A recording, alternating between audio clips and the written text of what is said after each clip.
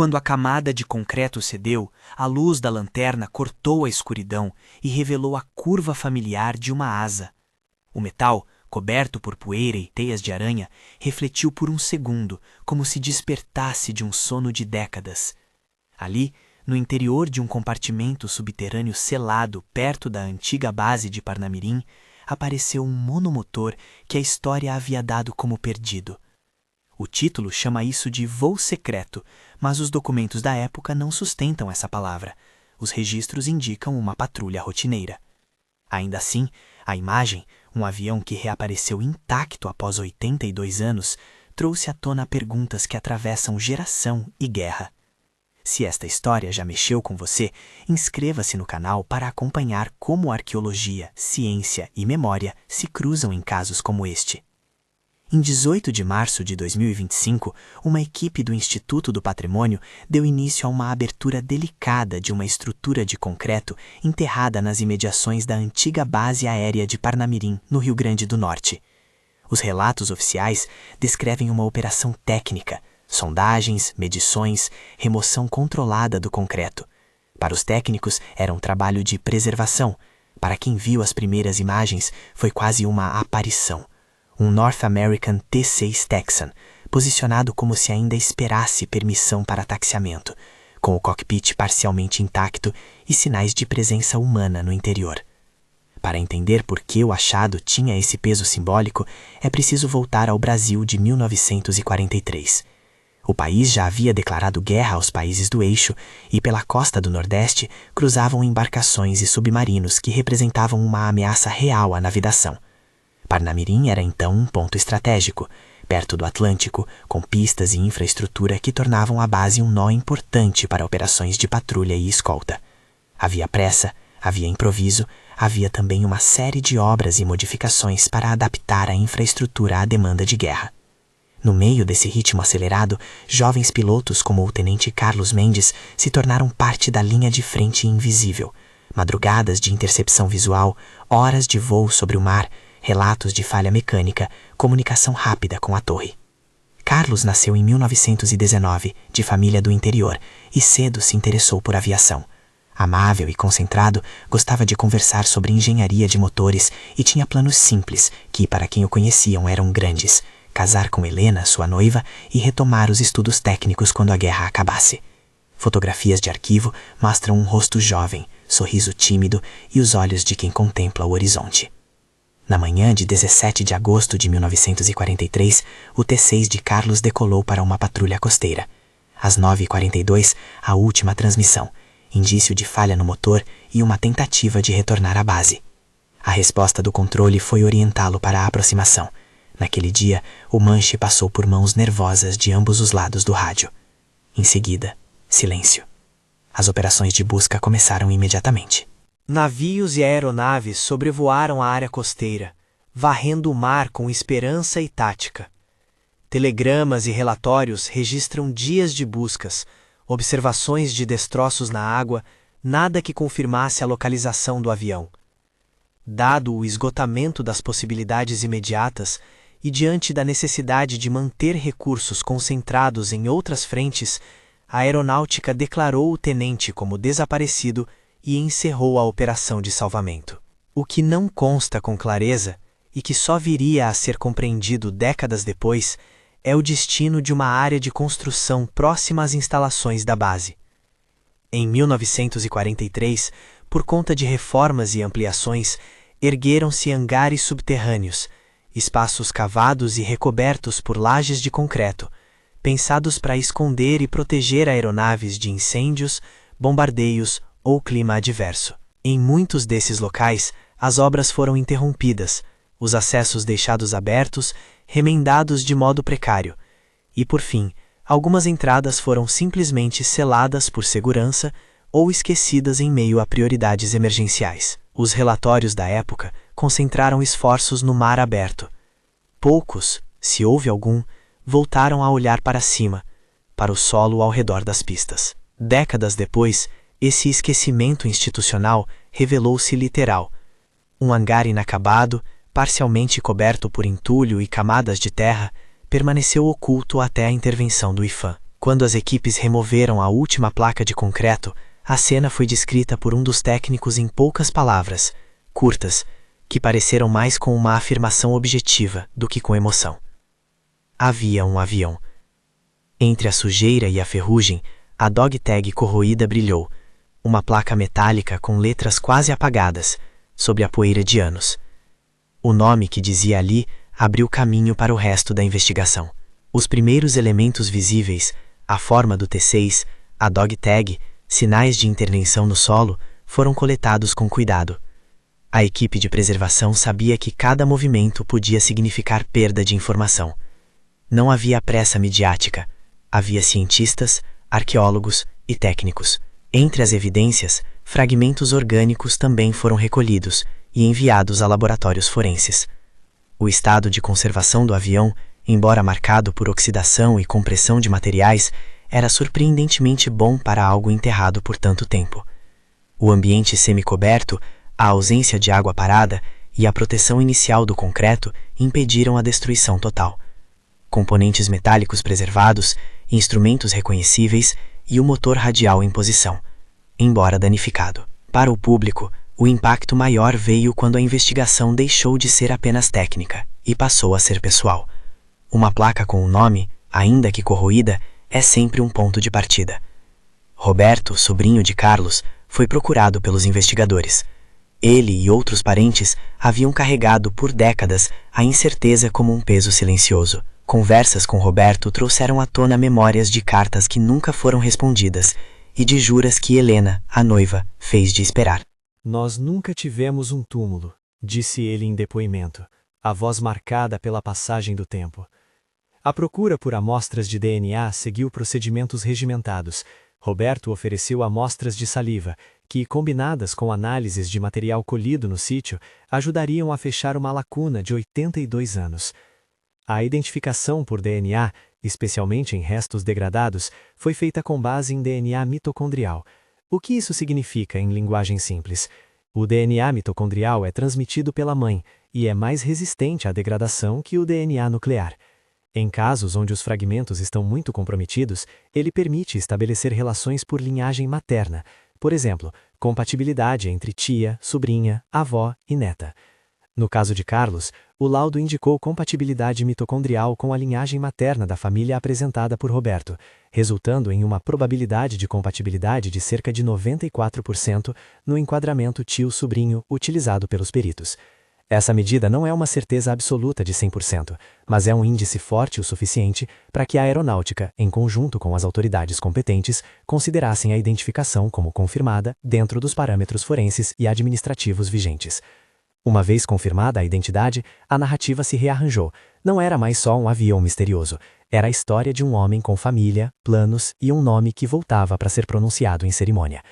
Antes de chegar a esse ponto, porém, as equipes forenses buscaram reconstruir com a cautela necessária o que acontecera naquela manhã de agosto. Os dados técnicos ajudaram a montar a hipótese mais plausível. O T6 Texan é um treinador e aeronave de ataque leve, muito usada na época. Equipado com um motor radial, um conjunto de cilindros dispostos em círculo ao redor do eixo, o avião exigia manutenção constante e era sensível a falhas de lubrificação e sobreaquecimento em missão intensa. As comunicações de 1943 mencionavam falha de motor. O estado do motor encontrado no local, amassado e com partes quebradas, é coerente com uma parada súbita seguida de manobra de pouso. A reconstrução indica que o tenente, ao perceber a perda de potência, tentou retornar ou alcançar uma área segura na costa. É provável que tenha realizado um pouso forçado em uma área próxima às obras do hangar, talvez buscando a faixa de obra ou a entrada do abrigo como ponto de referência visual. Ao pousar, o avião pode ter deslizado para dentro da abertura do hangar que estava em construção. A lona, o entulho e a própria instabilidade do solo teriam provocado o colapso da laje, aprisionando a aeronave.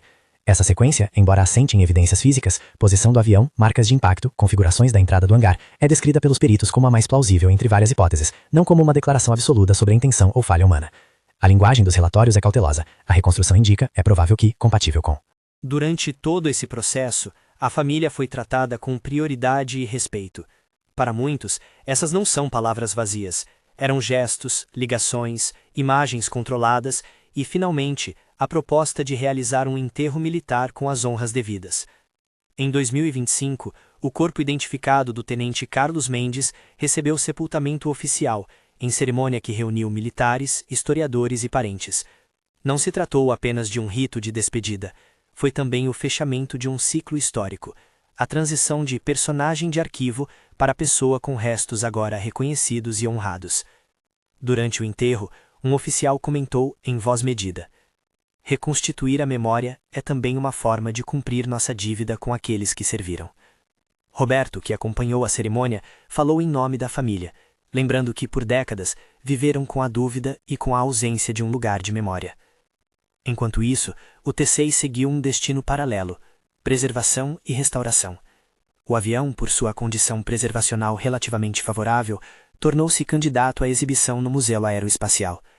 A restauração passou por etapas técnicas e éticas: documentação fotográfica, remoção controlada de corrosão, aplicação de conservantes, estabilização das superfícies e, em alguns pontos, reconstrução de componentes não essenciais para manter a integridade do objeto, sem alterar sua autenticidade. Conservadores explicaram que o ambiente onde o avião ficou confinado, semi-coberto e relativamente seco, evitou a degradação total de materiais orgânicos e metálicos.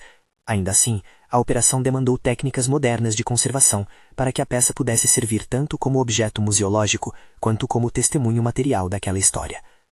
Ao longo de todo esse relato, duas forças opostas dialogam: a ciência, com seu rigor e seus limites, e a memória, com sua urgência de nomear e enterrar. A ciência trouxe a possibilidade de identificação e uma reconstrução plausível. A memória trouxe o reencontro humano com o que foi perdido. Entre elas, a instituição do patrimônio entrou como guardiã, que por meio de um achado fortuito e de procedimentos técnicos, devolveu à família e à coletividade um fio que parecia rompido. Há também uma lição administrativa e histórica a ser extraída. A situação dos hangares e das obras de guerra em Parnamirim mostra como, em momentos de grande pressão, prioridades mudam e registros se perdem. Não se trata de afirmar negligência intencional, mas de reconhecer que processos, arquivos e materialidade podem se fragmentar sob o peso da urgência. Arquivos guardam a memória, mas o solo guarda o que a tinta não registra. Este caso aponta para a importância de políticas de preservação mais amplas e de investigações que considerem, além do óbvio, a paisagem construída. É um lembrete de que estruturas aparentemente inócuas, um abrigo inacabado, uma laje selada, podem conter histórias fundamentais. Voltando ao momento do encontro, há imagens que atravessam a frieza dos relatórios. A dog tag, por exemplo, aparece como peça-chave simbólica, corroída, mas legível o suficiente para apontar um nome, uma data, um laço. Não foi a única evidência.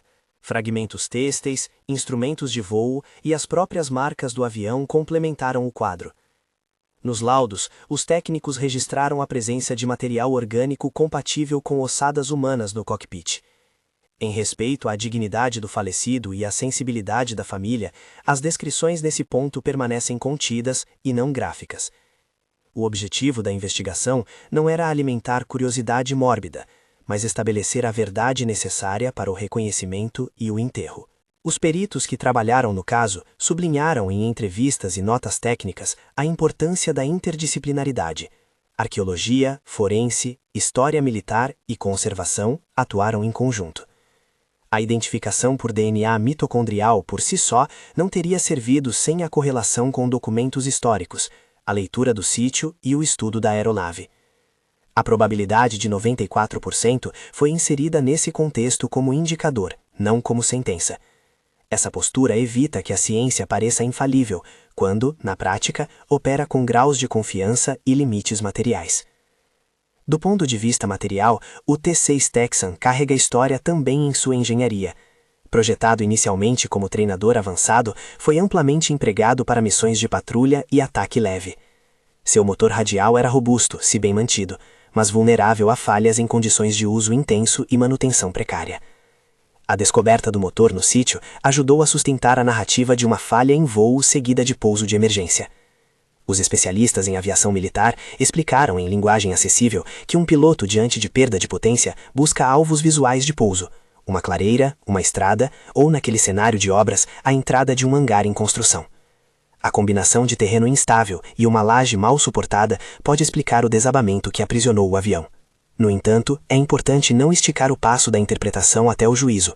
Não há prova documental de que alguém, na época, tenha ocultado intencionalmente o local, nem de que exista uma trama por trás do ocorrido. O que existe é a confluência de circunstâncias técnicas e logísticas, que somadas ao foco das buscas no mar, fizeram com que o cerne da tragédia permanecesse enterrado, literalmente sobre concreto e esquecimentos administrativos. Essa distinção é vital para manter o equilíbrio entre a necessidade de esclarecer e o respeito pelas instituições e pelas pessoas envolvidas. Com a confirmação da identidade e o enterro, restou ainda o trabalho de musealização e de transmissão pública dessa memória. O T6 foi acondicionado, tratado e recebeu um painel explicativo que não apenas descreve as especificidades técnicas da aeronave, mas conta a história do tenente e do contexto de Parnamirim. Para historiadores e conservadores, transformar o objeto em peça de museu é uma forma de educação pública. É convidar visitantes a olhar para a complexidade da guerra, seus heróis, suas omissões, suas escolhas materiais. Para os parentes, é a materialização de um lugar de memória que antes não existia. Ao fechar o ciclo narrativo, é importante retornar ao impacto humano. Uma criança que cresceu sem saber se o tio estava vivo, uma noiva que passou a vida imaginando um destino, uma família que carregou cartas sem resposta. Esses rostos e nomes são o que dão peso moral à investigação. O caso do tenente Carlos Mendes mostra que a história não é apenas linha de tempo e documento, mas também carne de família, ausência e retorno. A cerimônia de 2025, curta e solene, foi acompanhada por notas musicais, discursos que misturavam gratidão e luto, e o respeito militar que um país dedica a quem serviu.